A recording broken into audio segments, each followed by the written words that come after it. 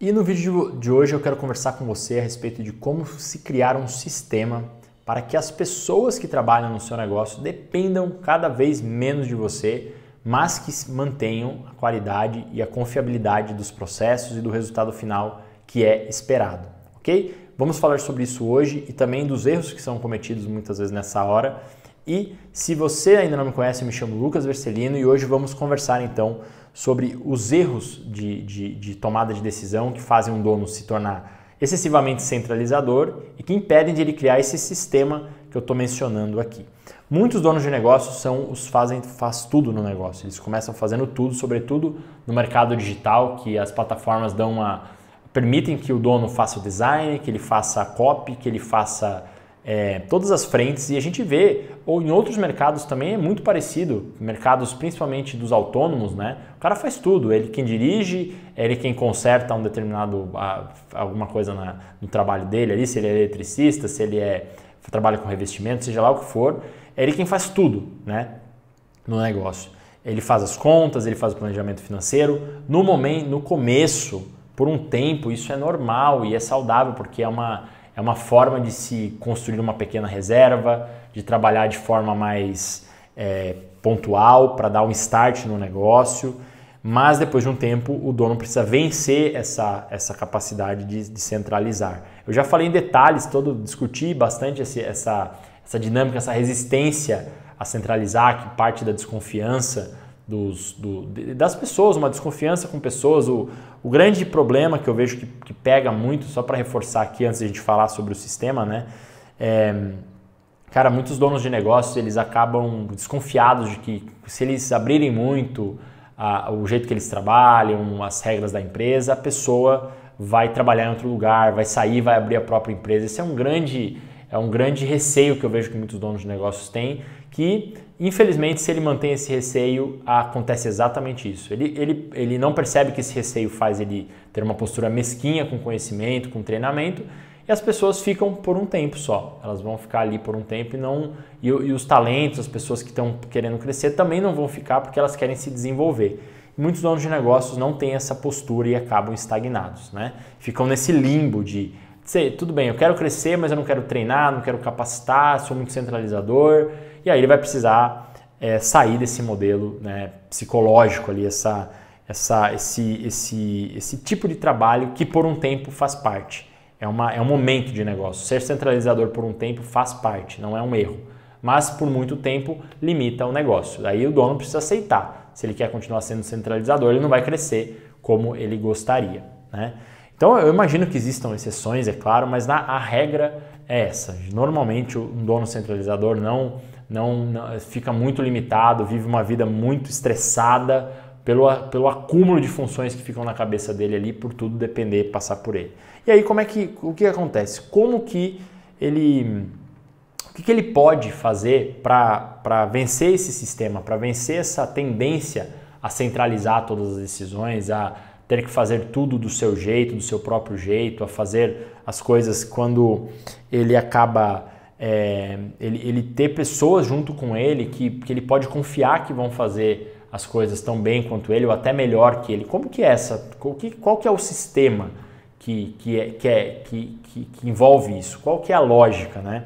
Bom, a primeira coisa que a gente precisa pensar juntos aqui é que, queira ou não queira, se você está vivendo isso hoje, você já identificou que você é centralizador, que você acaba fazendo as coisas sozinhos, precisa compreender que isso tem a ver muito com criação, com ausência dos pais na emocional. Tem uma série de fatores ali que, por mais que os pais fossem presentes, arcando com os custos da criação como um todo, faltou um tempo emocional ali. Pessoas normalmente são mais centralizadoras, fizeram as coisas muito sozinhas, se viveram muito sozinhas. Se você não é o papel aqui, né? Por isso que eu recomendo, todo dono de negócio precisa passar por um processo terapêutico para poder ajustar ali as arestas emocionais, compreender os gargalos emocionais que estão travando. Muitos donos de negócio que são centralizadores tendem a ter essa questão de fez as coisas muito sozinhas, aprendeu tudo muito sozinho, não teve muito apoio, e aí quando chega a hora de ter que capacitar, fala, pô, mas eu aprendi tudo sozinho, por que eu vou ter que ensinar alguém? É óbvio que aquela pessoa tem que correr atrás. Só que numa empresa não é bem assim que funciona, porque afinal o dono é o dono da empresa e o colaborador é o colaborador. Por isso, claro, também a gente precisa ressaltar que a gente precisa trabalhar cada vez mais o espírito de dono, né? No jeito de pensar como dono dos colaboradores. Mas até lá, o dono tem que trilhar algumas etapas através de um sistema onde ele vai capacitar o colaborador. Agora, nessa hora, o dono ele acaba, quando ele quer fazer isso, ele já toma iniciativa. Eu vejo que muitos donos de negócio se frustram, porque fazem de uma forma muito simplista, que é o passar para o colaborador. Passa as coisas que o colaborador tem que fazer. Então começa assim, eu quero delegar. Então ele já entende que ele percebe que ele está centralizador, mas ele fala assim, então eu tenho que delegar. Aí ele vai para um extremo, que é, ele joga as coisas para o colaborador fazer em termos de tarefas.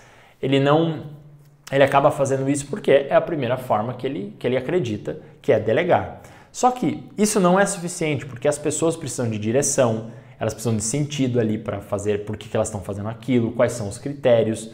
E isso tudo, por um tempo, parece que uma missão quase impossível para o dono seguir dessa maneira.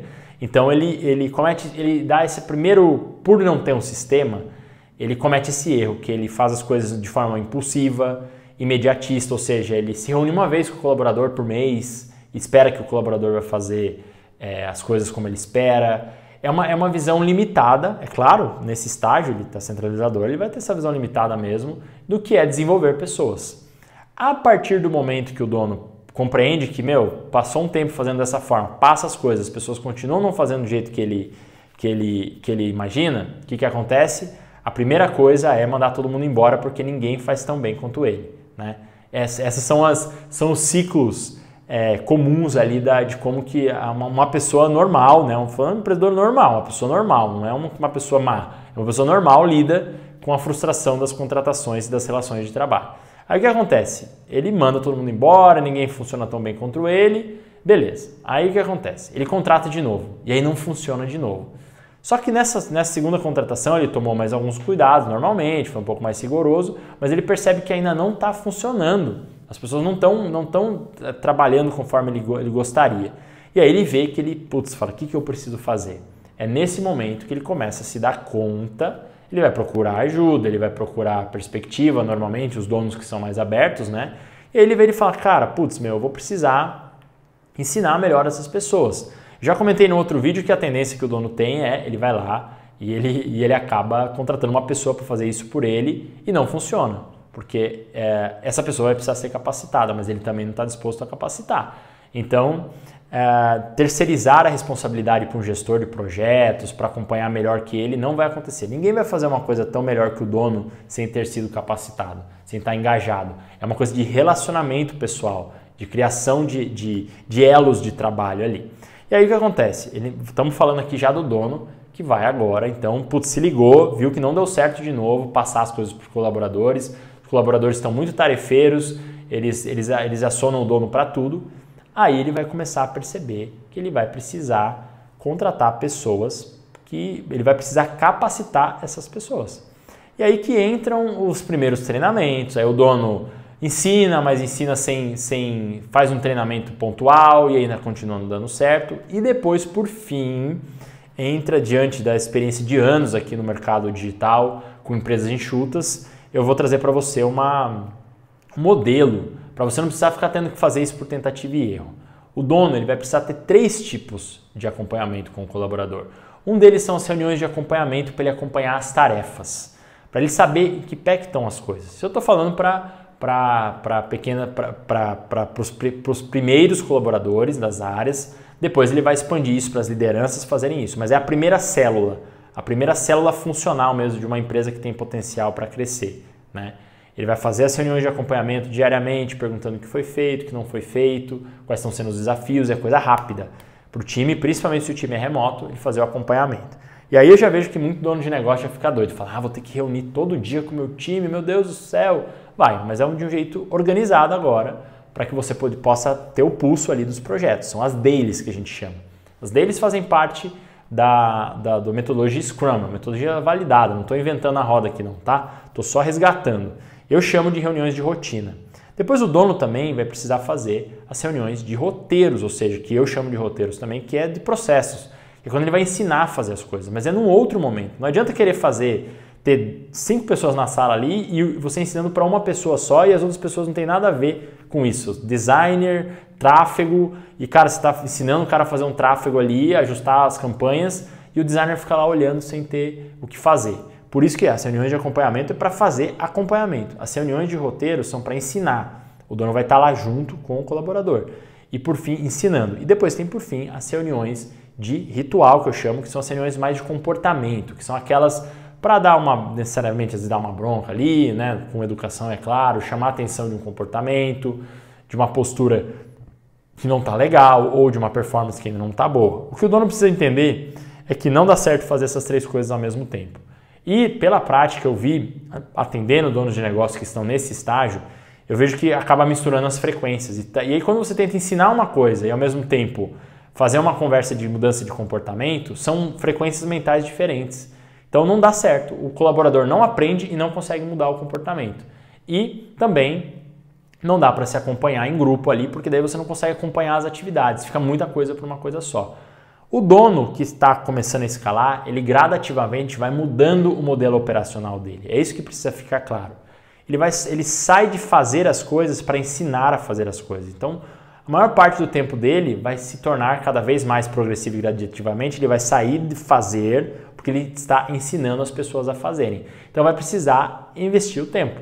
Isso não dá para pular essa etapa. Eu vejo que donos de negócio que pulam essa etapa muitas vezes acabam se perdendo muito dinheiro ou acabam contratando pessoas erradas com um alinhamento errado. Então o dono vai precisar conhecer um pouco mais sobre como lidar com pessoas, sobre como engajar pessoas e capacitar pessoas para fazer o negócio crescer. É isso que faz o dono destravar o crescimento, sistematizar o seu jeito de trabalhar e ensinar isso para as pessoas que estão trabalhando com ele, que vão atender em cada demanda. Depois as lideranças vão fazer isso com os próprios liderados, porque daí elas aprendem a sistematizar o jeito que estão fazendo as coisas e a compartilhar isso de forma estruturada do jeito que eu ensinei aqui. Rotinas, roteiros e rituais. Nos treinamentos aqui da Decision Pro, eu ensino isso em detalhes, não vou entrar em detalhes aqui, mas eu só quero que você compreenda, porque afinal é um assunto muito técnico. Eu quero que você compreenda o seguinte, não dá para simplesmente passar as coisas.